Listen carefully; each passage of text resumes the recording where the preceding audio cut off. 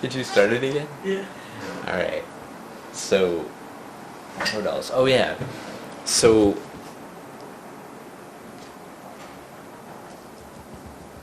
there's this whole thing where people, like I know certain things, and I've participated in certain things that you haven't.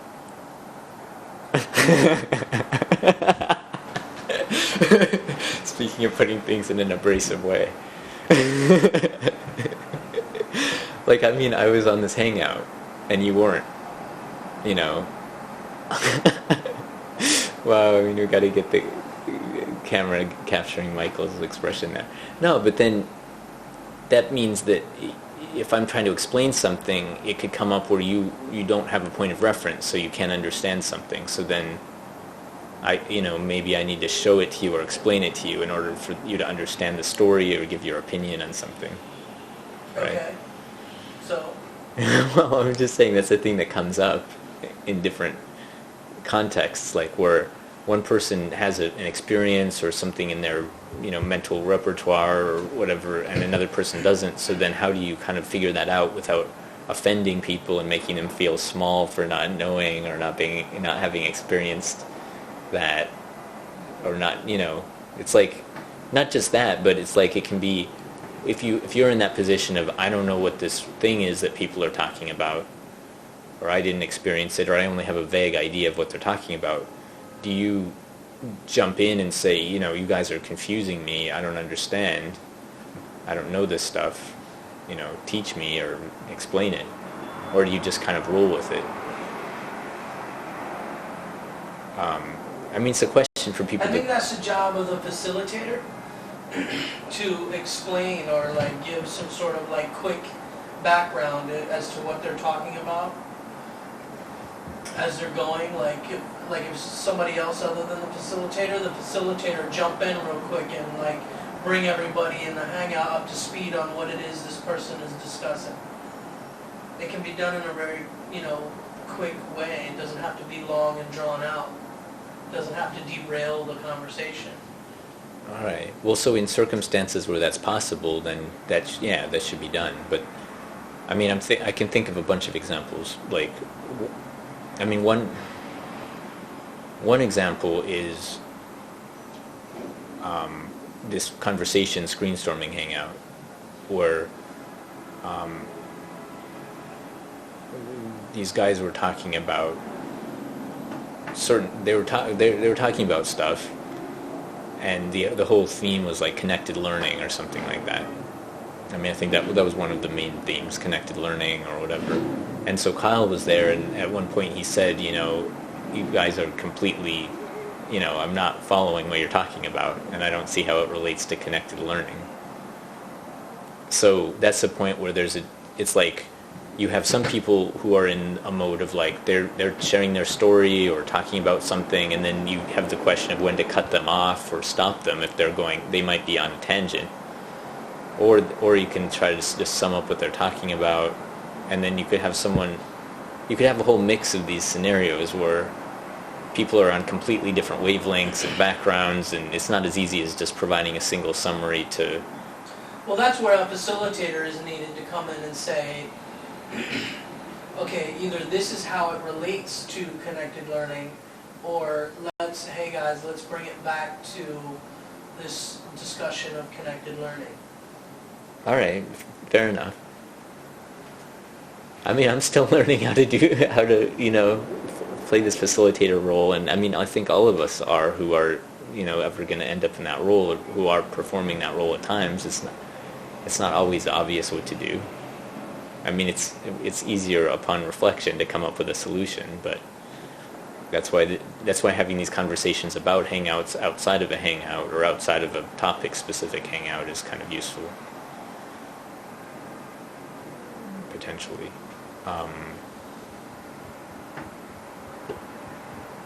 Anyway, that was interesting. But so I mean, but this gets into another thing, which is one of the clips I recorded from I clipped out from yesterday, or whenever that was. But there's a whole thing of, do people know certain concepts or vocabulary? Do people know what a cognitive refugee is? How the word came, where the word came from, who came up with it, what it means? Well, we could do a whole hangout that goes over, like glossary of terms or definition, of Right. terms. Right, and then maybe even quiz the people in the hangout, like, do you understand this, or is there something you're missing, or... Because it's possible to also know, you can know what a word means, like, enough to define it on a test, but not really know what it means or understand it in a very comprehensive sense. Right. Which is one of the problems of school, really, is it doesn't necessarily get people to a level of expertise, like really understanding something. No, they tell you to use the word in a sentence. Yeah, but that's still, you can use the word in a sentence just by knowing it's part of speech or whatever, what it is, the definition of it.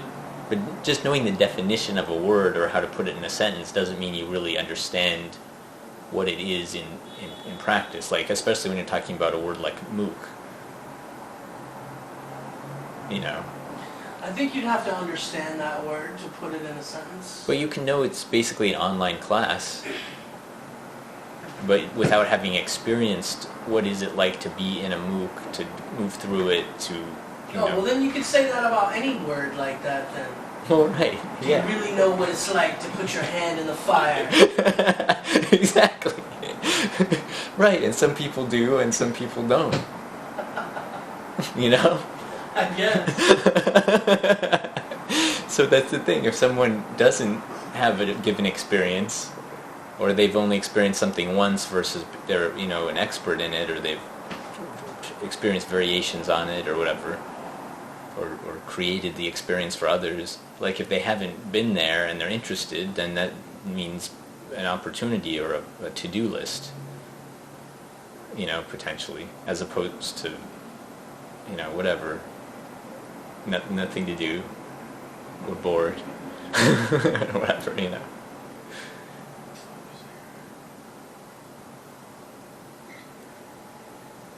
Because that does come up, boredom, or just not knowing what to do, either way, in various contexts for various people at various points.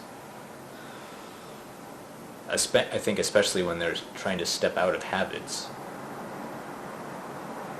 Because if you try to really step out of habits and be mindful of things and think about what am I going to do in this situation, then you'll probably end up with a lot of moments where you could go do some new thing or do something from a to-do list or whatever, but if you don't have that list out there of what you might want to do, then it's like an open-ended thing. It's like, what do I do?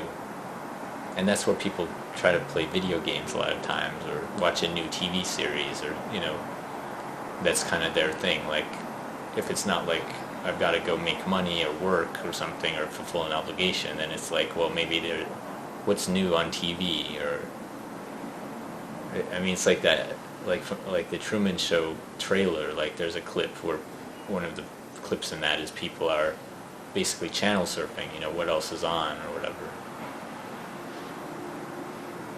Oh yeah, at the very end, after the Truman Show goes off the air, everybody's just like, oh, what else is on? And it changes the channel finally. Oh, that's what that's from? Yeah, at first everybody has the Truman Show on all the time. Everybody's watching it all 24 hours a day. And when it finally goes off the air, everybody's just like, oh, we'll see what else is on. And changes the channel. Oh, I didn't remember that. I was imagining that as being from, like, just when they're finding it. But, it opens where it's like a phenomenon. When he walks out the door, when he walks through the door and the show goes black. Oh, I see. Everybody's just goes, it cuts to the people going, oh, see what else is on, and they change the channel. Because they cut that into the trailer, so, like, you could interpret that in either way. Yeah. Interesting.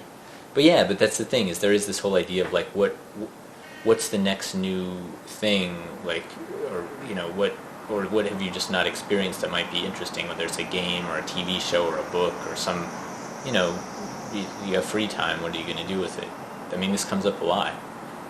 And it also comes up, I know, like a number of these people in school survival are,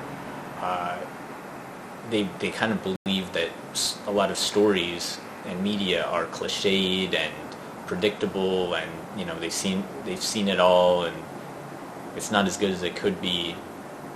And I don't know, that's an interesting, especially when people start studying tropes and they're growing up in this media saturated world. Things that maybe would have dazzled people in the past don't keep people's interest in the same way. So there's a question of what do, and how to make more compelling stories.